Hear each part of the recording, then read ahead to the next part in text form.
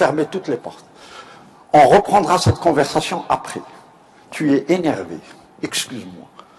Évitez les disputes comme vous éviteriez les serpents à sonnette. Pourquoi? Si vous gagnez une dispute, vous la perdez. Et si vous la perdez, vous la perdez. Pourquoi? Imagine, j'ai un argument avec ce monsieur. Je vais lui prouver, à travers ma grandeur, que j'ai raison. Je l'écrase. Mais lui, il s'en ira peu convaincu. Dans son cœur, il n'est pas convaincu. Donc j'ai perdu la dispute. Parce qu'il s'en va triste, j'ai perdu la dispute. Et si je gagne, je l'ai perdu aussi. Parce qu'il sera triste.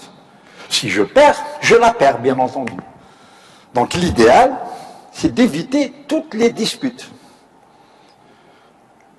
Comme l'on éviterait les serpents à sonnette ou même les tremblements de terre.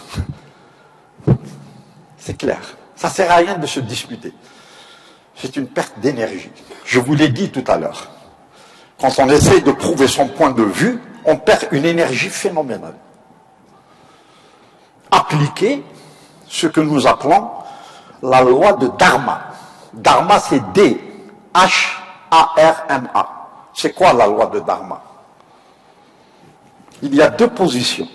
La première position, c'est qu'y a-t-il dans cette affaire pour moi? La deuxième position, c'est qu'y a-t-il dans cette affaire pour vous? La loi de Dharma, c'est quand on passe de la première phase vers la deuxième. Ça veut dire, quand on passe de qu'y a-t-il dans cette affaire pour moi à qu'y a-t-il dans cette affaire pour toi, j'ai gagné. Ce n'est plus l'ego qui commande, c'est l'esprit. Et l'esprit, lui, c'est la générosité même. À partir du moment où je passe de la phase qu'y a-t-il pour moi dans cette affaire à qu'y a-t-il pour toi dans cette affaire, j'ai gagné.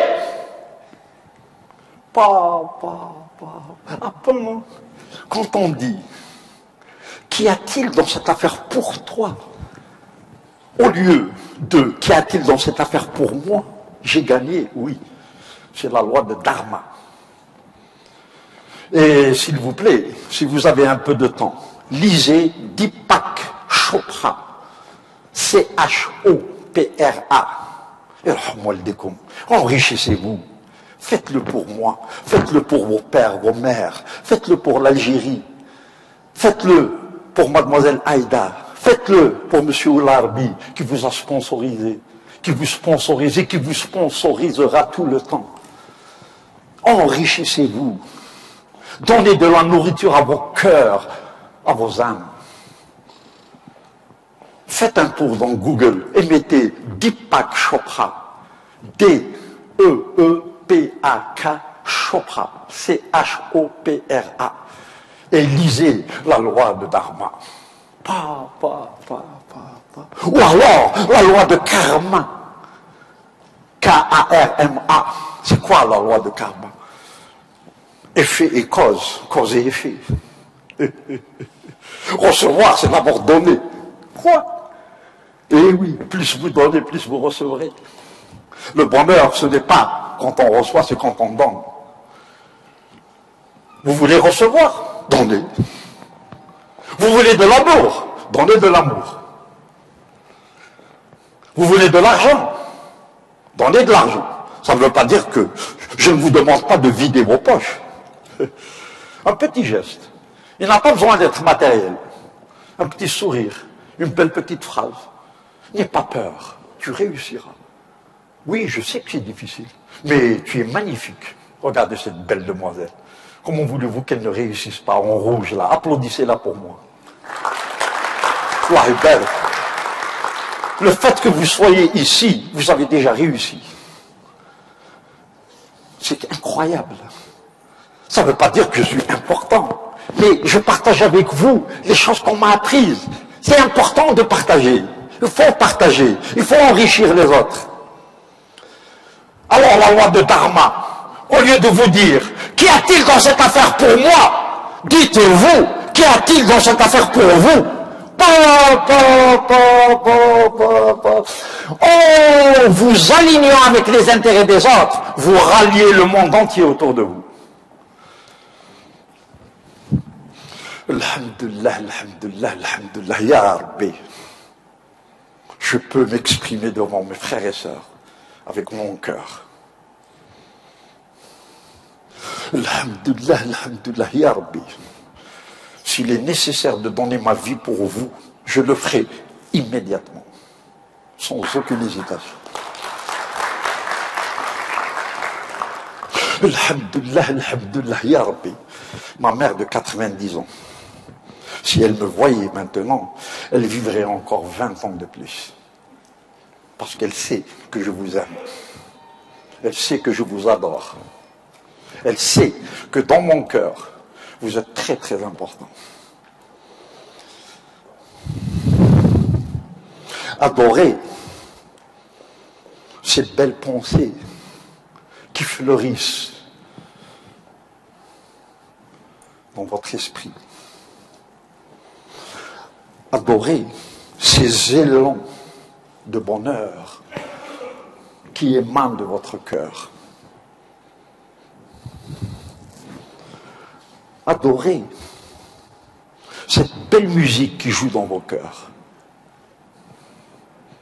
Adorez vos valeurs, adorez vos idéaux, adorez vos principes. Adorez vos mères, adorez vos pères, adorez vos frères et sœurs, adorez vos amis, adorez surtout vos ennemis. Monsieur Amokhan, vous pouvez vous arrêter une minute, s'il vous plaît, et répéter la dernière phrase? Oui. Adorez surtout vos ennemis. Eh oui. Pourquoi? Quand vous détestez vos ennemis, ça veut dire quoi? Ça veut dire que la haine est en vous. C'est pour ça que vous les détestez. Ben oui. On ne peut donner que ce que l'on a. Je te déteste! Mais en fait, la personne qui souffre le plus, c'est moi-même. Parce que cette dame, cette horrible dame qui s'appelle haine, vit en moi. C'est comme un cafard qui se nourrit de mon cœur. Et moi, je ne le sais même pas. Mais aujourd'hui, vous le savez! Enlevez le cafard. Jetez-le. Tu es mon ennemi, tu m'as fait pleurer, tu m'as tout pris. Mais, qui es-tu pour que je te déteste? J'enlève le cafard et je le jette. Alors, adorez vos frères et sœurs, adorez vos pères et mères, adorez vos amis, adorez surtout vos ennemis. On ne peut donner que ce que l'on a. Je t'adore, l'amour est en moi. Je te déteste, la haine est en moi. Je ne suis pas bête. Dans la gestion des conflits, c'est très important. Quand vous arrivez avec la haine, comment voulez-vous régler tel ou tel conflit? Enlevez-la d'abord. Mettez à l'intérieur la conciliation, la réconciliation, la compréhension, le respect. L'autre le sentira. L'être humain est très puissant. Il le sentira immédiatement. Il est venu avec la paix dans ses bras. Je le sens. L'optimisation des ressources individuelles. Ou les sgmouk. C'est va vers la paix, va vers la réconciliation, va vers le bonheur. Donc, adorez vos frères et sœurs, adorez vos pères et mères, adorez vos amis, et surtout, adorez vos ennemis. Vous n'avez pas besoin de le leur dire, parce que certains sont tellement irrespectueux, mais au fond de vous-même, c'est la paix. Qui es-tu pour que je te déteste? Je ne suis pas aussi minable. Quand vous détestez, c'est vous qui êtes petit. Quand vous détestez quelqu'un, c'est comme si vous buviez un poison en espérant que ça va tuer l'autre. Mais la seule personne qui en pâtira, c'est vous-même. Le jour où j'ai réalisé ça, ma vie, ma chère demoiselle, est devenue un très beau ruisseau qui coule avec paix et amour.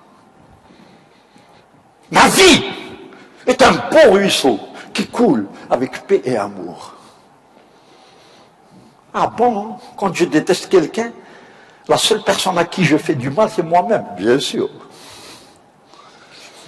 Quand vous détestez quelqu'un, vous prenez un billet d'avion, première classe, pour aller d'Alger à Paris, vous savez ce que vous faites? Vous le prenez avec vous. Oh, vous allez à Paris, il vient avec vous. Laissez-le partir. Libérez-vous. Libérez-vous. Enfin, je suis libre. Mais bien sûr que tu es libre. Pourquoi tu étais en prison? Oui. Quelle prison? La mienne. Celle que j'ai faite avec mes propres mains. En haïssant ce monsieur. Enfin, je suis libre. Je peux aller à Paris seul. Et d'un seul coup, la vie est belle.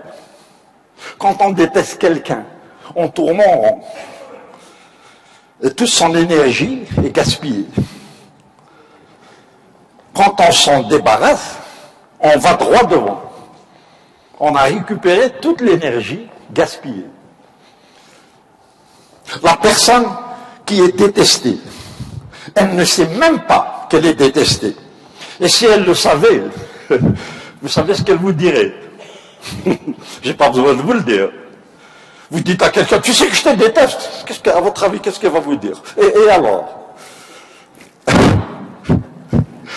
Vous comprenez? Donc, quand vous détestez quelqu'un, la personne elle-même ne le sait même pas. Et si elle le savait, ça serait le dernier de ses soucis.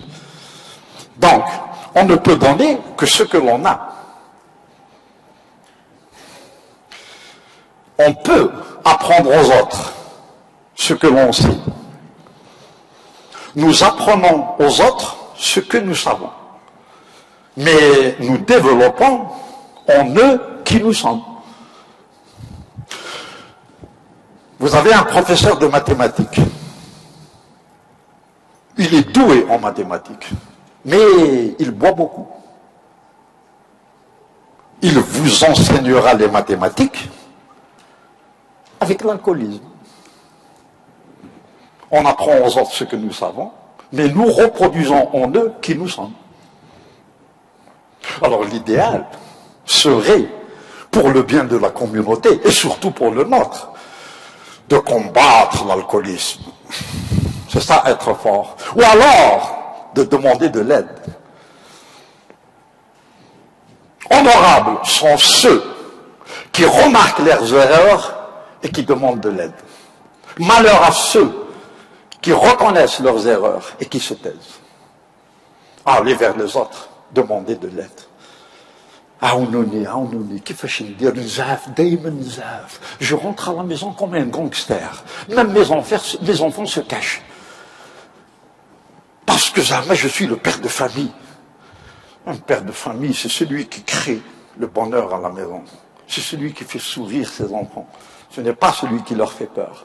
Si tu fais peur à tes enfants, tu as un gros problème, cher monsieur, que tu dois régler. Le conflit, il commence déjà à la maison. Comment veux-tu régler celui des autres? Ben oui. La belle phrase que j'aime bien répéter partout. Mon cher ami, le DRH de Cévital, M. Oularbi, a dû l'entendre au moins 100 fois.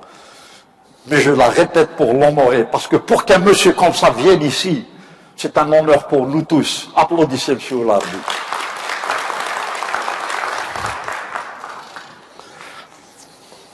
C'est magnifique. If you follow your bliss, doors will open where there were only walls.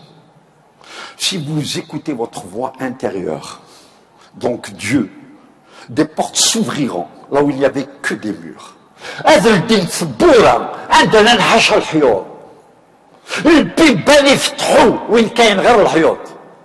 If you follow your bliss, doors will open where there were only walls. Ce monsieur s'appelle Joseph Campbell, l'un des piliers de l'Amérique d'aujourd'hui. Pilier à travers son cœur et son âme. Il a apporté à travers cette phrase les fondations de l'Amérique elle-même. la créativité, le fait d'oser, d'aller de l'avant. C'est bien mec. Ostom, les trois ingrédients de la réussite. Ce que nous appelons le talisman de Napoléon. Premièrement, confiance en soi. Deuxièmement, esprit d'initiative. Troisièmement, la foi. Ah bon, c'est tout ce qu'il faut? Oui, c'est tout ce qu'il faut. Respecte-toi pour pouvoir respecter les autres. Va vers le conflit avec la paix en ton cœur et il se résoudra de lui-même. Vous ferez de votre ennemi votre ami éternel. Oh, j'avais envie de t'écraser, mais tu m'as approché avec ce beau sourire, tu m'as désarmé. Comment tu as fait? C'est mon cœur qui t'a souri, ce n'est pas mes lèvres. Oh, j'avais envie de t'enterrer vivant, mais tu m'as approché avec cette attitude tellement belle, tellement généreuse, avec ce sourire si beau, aussi beau que celui d'un ange. Comment tu as fait, cher ami? Mon cœur t'a souri. La paix est en moi. Aucun conflit ne peut résister aux assauts du cœur. Adorez ces belles pensées qui fleurissent votre esprit. Adorez vos valeurs, celles que vos parents, vos chers parents vous ont transmises. Adorez vos idéaux, adorez vos principes. Adorez l'ange que vous êtes. Adorez-le! Ne l'écrasez pas en permettant au diable qui nous habite chaque seconde, de chaque minute, de chaque heure, de chaque jour, de prendre les commandes. Adorez cet ange qui est en vous. Laissez-le s'exprimer. Adorez-vous. Adorez cette musique qui joue dans vos cœurs et réussissez. Rappelez-vous de cette phrase. Si vous ne dirigez pas votre imagination vers le supérieur et l'extraordinaire, elle s'en ira toute seule vers l'inférieur et l'ordinaire. Ne dites pas que c'est la faute à Obama. Ne dites pas que c'est la faute à l'économie mondiale. Ne dites pas que c'est la faute à Bouteflika. Ne dites surtout pas que c'est la faute à M. Oularbi. Si vous n'avez pas réussi, il y a une seule personne à blâmer. Vous-même. Mais vous n'avez pas su. Ce n'est pas les autres. Si vous ne dirigez pas votre imagination vers le supérieur et l'extraordinaire, la pauvre, délaissée, abandonnée par son patron, par sa patronne, elle n'a pas le choix. Elle s'en ira toute seule, guidée par le diable vers l'ordinaire et l'inférieur. Je ne suis pas bête, moi. Je prends en main ma destinée. Je suis le capitaine de mon âme. Je suis le commandant de mon destin. Là, et je monte, moi. C'est dur, mais je monte. Et en montant, je vais vers la réussite et je crée autour de moi la concorde, l'harmonie, la paix, donc la disparition immédiate de tout conflit.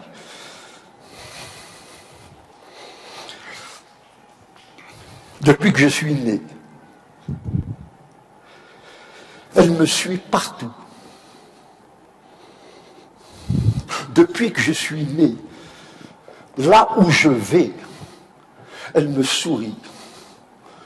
Depuis que je suis né, je l'entends me murmurer. N'aie pas peur, Rachid, je suis là. Je te soutiendrai. Je te conseillerai, je te nourrirai, je t'habillerai. Là où tu iras, j'y serai. Quand tu as peur, il suffit de penser à moi. Il suffit de m'écouter pour que cette peur s'évapore. N'aie pas peur, Rachid. Je suis avec toi. Mais la vie est dure. Mais pour réussir, il faut se battre contre tous ces titans-là. N'aie pas peur, tu gagneras. Parce que ta place dans ce monde existe. Il t'appartient d'aller la chercher. Elle est à toi. Personne d'autre ne peut la prendre. Chacun de nous a le droit de réussir. N'aie pas peur, Rachid. Vas-y, je suis derrière toi. Je te nourrirai, je te soutiendrai, je t'habillerai. Je te dorloterai. Je te prendrai dans mes bras pour te chanter la plus douce des mélodies. Mesdames et messieurs, ma voix intérieure. Merci beaucoup.